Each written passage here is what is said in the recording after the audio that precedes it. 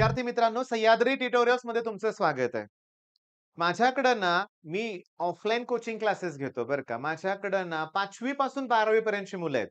मी एकटाच शिकवत नाहीत. माझी टीम आहे मोठीच्या मोठी म्हणूया आपण. पण जेव्हा मी 9th स्टँडर्डला हा टॉपिक शिकवायला सुरुवात केली यावर्षी, तेव्हा एक गोष्ट माझ्या लक्षात आली, की केवळ हा एकच टॉपिक आहे, की ज्याच्यामुळे मुलांना मॅथ्स अवघड वाटतंय. सुरुवात सुरुवात व्यवस्थित केली जात नाहीये. बरं, आता मी तुम्हाला सांगतो टायटल काय आपल्या व्हिडिओचं, की एक नवीन अप्रोच, की काय केलं पाहिजे, की जेणेकरून ट्रिग्नोमेट्री मला सोपं वाटेल. मी तुम्हाला सांगू का? मला अशी भरपूर मुलं माहिती आहेत, की ज्यांचे फॉर्म्युले सगळे पाठ आहेत. तरी पण प्रॉब्लेम सॉल्व्ह होत नाहीयेत. फॉर्म्युले सगळे पाठ आहेत, पण क्विक कॅल्क्युलेशन होत नाहीये, वेळ लागतोय. मी तुम्हाला सांगू का? अप्रोच सगळं सांगेन मी. पहिल्यांदा आपण पहिला प्रॉब्लेम बघूया आपण. पण त्याच्या अगोदर मी आता जस्ट बोललो ते जरा डिस्कस करूया आपण. मला सांगा 9th स्टँडर्डच्याच मुलांना हा जर टॉपिक परफेक्ट करून घेतला तर? एवढा परफेक्ट की त्यांना कुठलीही व्हॅल्यू विचारली तर पटकन सांगता आले पाहिजे. मग चला मी तुम्हाला व्हॅल्यूज विचारतोय. आता पहिल्या स्लाइडमध्ये ज्या व्हॅल्यू आहेत त्या मला पाहिजेत. पण त्याच्यासाठी मी तुम्हाला सांगतो, की पहिल्यांदा हा क्वेशन बघा. काय लिहिलंय वाचा. दिसतंय तुम्हाला स्क्रीनमध्ये व्यवस्थित बघा. जेईई 2024 जेईई मेन्स मधला क्वेशन आहे. मग मी तुम्हाला विचारतो सांगा sin 18 ची व्हॅल्यू किती? sin 18 ची व्हॅल्यू सांगा, cos 36 ची व्हॅल्यू सांगा, cos 18 ची व्हॅल्यू सांगा, cos 36 ची व्हॅल्यू सांगा. sin 36 ची व्हॅल्यू सांगा, sin 54 ची व्हॅल्यू सांगा. येते का तुम्हाला? पहिली गोष्ट ही आहे. हे जर तुम्हाला येत असेल तर हा प्रॉब्लेम पटकन होईल. केवळ हाच नाही, मी तुम्हाला सांगू का? इथं बघा. सेम प्रॉब्लेम मध्ये 3 वेगळ्या-वेगळ्या शिफ्टमध्ये विचारण्यात आलाय.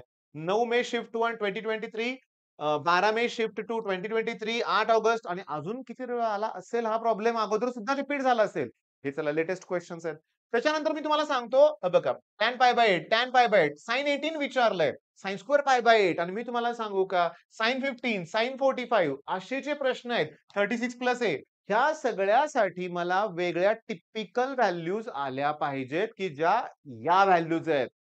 हे आलं पाहिजे. म्हणजे मला अप्रोच बदलायचा आहे. मला थोडेसे पी-वाय-क्यूज बघितले पाहिजेत. हां आणि पी-वाय-क्यू कसे प्रश्न येतायत, काय विचारलं जातंय ते केलं पाहिजे. फिक्स आहेत, शॉर्टकट्स आहेत. त्याच्याशिवाय गत्यंतर नाहीये लक्षात घ्या. म्हणजे तुम्हाला अप्रोच बदलावा लागेल. मी या व्हिडिओमध्ये जस्ट सांगतोय आणि या पद्धतीनं मी माझ्या व्हिजन बॅचमध्ये घेतोय. म्हणजे विचार करा, मी 9th स्टँडर्डच्या मुलांचं तरी घेतोयच परफेक्ट, पण त्याचबरोबर 11th स्टँडर्डमध्ये आपल्या व्हिजन बॅचमध्ये जी मुलं आहेत, त्यांना हे सगळं परफेक्ट येणार म्हणजे येणारच. जेईई लेव्हलचा प्रॉब्लेम सॉल्व्ह होणार. आता मी तुम्हाला सांगतो, आता नीट लक्ष द्या. मी सांगतो तसं टेबल आपल्याला तर लक्षात ठेवायचं. पहिल्यांदा मी लक्षात ठेवतोय sin 18 ची व्हॅल्यू की ज्याच्यात √5 - 1/4 आहे. याचं प्रूफ आपल्या पुस्तकात दिलं आहे. Quadratic equation, formula method, -b plus minus B square minus 4ac under root मध्ये डिवाइड बाय 2a. आठवलं 10th मधली? त्याचा वापर करून याचा प्रूफ दिलेला आहे बरं का हे √5 - 1/4. मी सांगतो तुम्हाला की sin 80 नंतर cos 36 ची व्हॅल्यू लक्षात ठेवा. सेम अशीच आहे. सेम अशीच आहे, पण फरक तुम्हाला कळाला असेल. ओके. म्हणजे चला मी 2 व्हॅल्यू लक्षात ठेवल्या. sin 18 आणि cos 36. तर मी cos 18 ची व्हॅल्यू लक्षात ठेवणार आहे. cos 18 मी तुम्हाला सांगू का? आता बघा cos 18 नंतर मी sin 36 घेणार आहे. शांतपणे बघा इथं जे cos 18 ची व्हॅल्यू जी तुम्हाला दिसते ना बाळांनो, ही प्रिंटिंग मिस्टेक आहे बरं का लक्षात घ्या.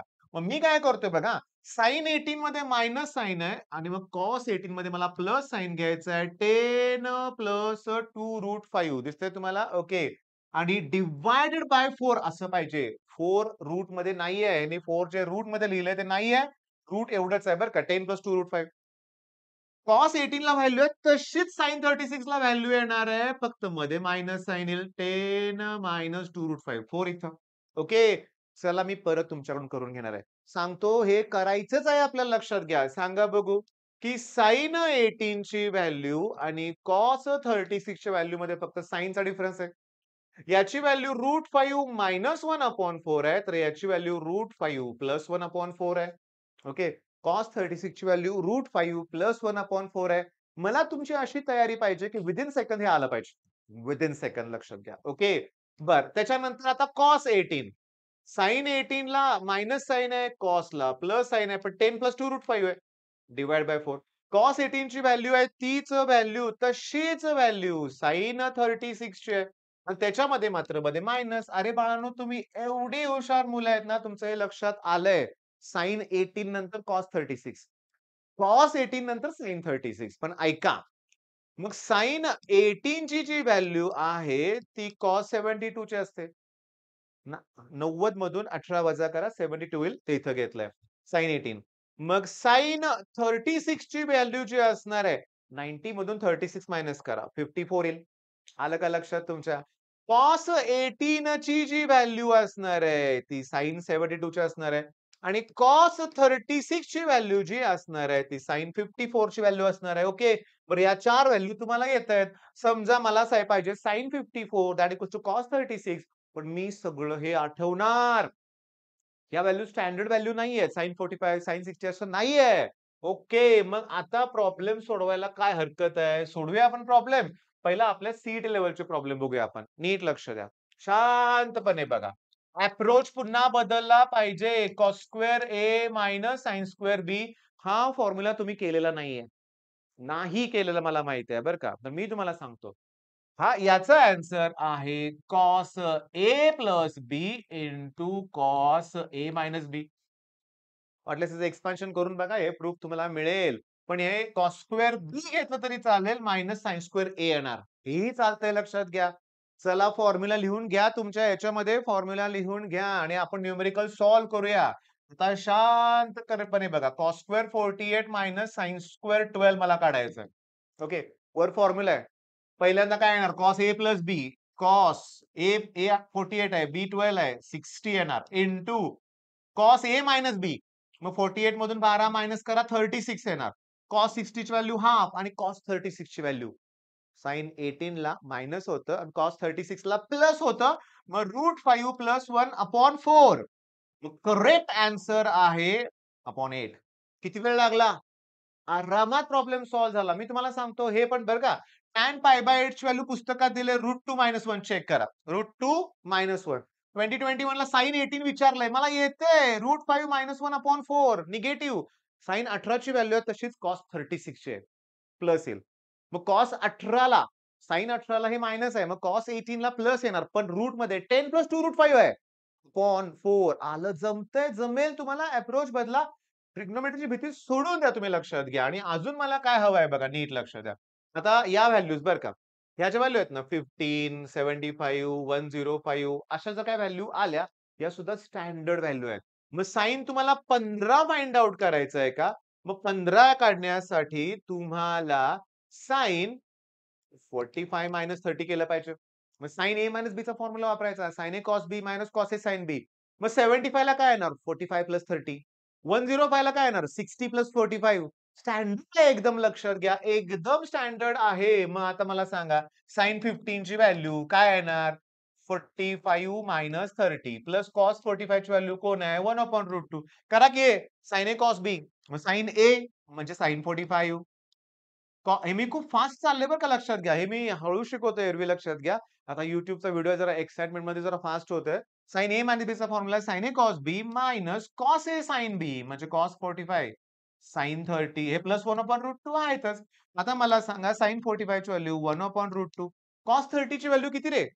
sin 30 जर हाल्फ असेल तर cos 30 येणार आहे √3/2.